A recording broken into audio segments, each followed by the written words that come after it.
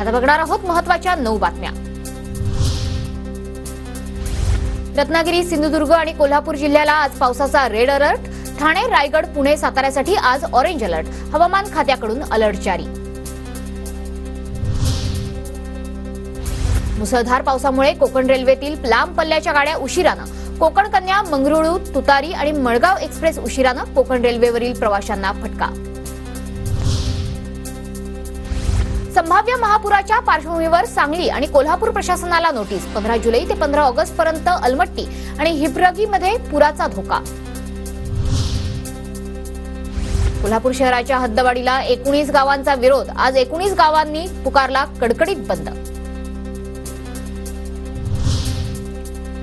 पूजा खेडकरची Audi car Pune पोलिसांकडून ताब्यात। कारसह पूजा खेडकरला पोलिसांनी हजर राहण्याचे आदेश दिले होते। हजर न राहिल्यानं पुणे पोलिसांकडून कायदेशीर कारवाई।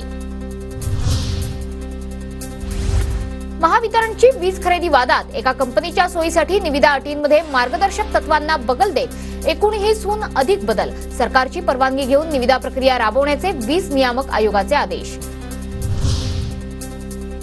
नागपुरात लाडकी बहीण योजनेचा अर्ज भरण्यासाठी कार्यालय आजही सुरू राहणार। महिलांना अडचण होऊ नये म्हणून सुट्टीच्या दिवशीही कार्यालय सुरू राहणार।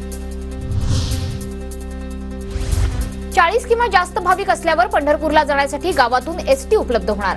जवळच्या आगाराशी संपर्क साधण्याचं एसटी महामंडळाचं आवाहन।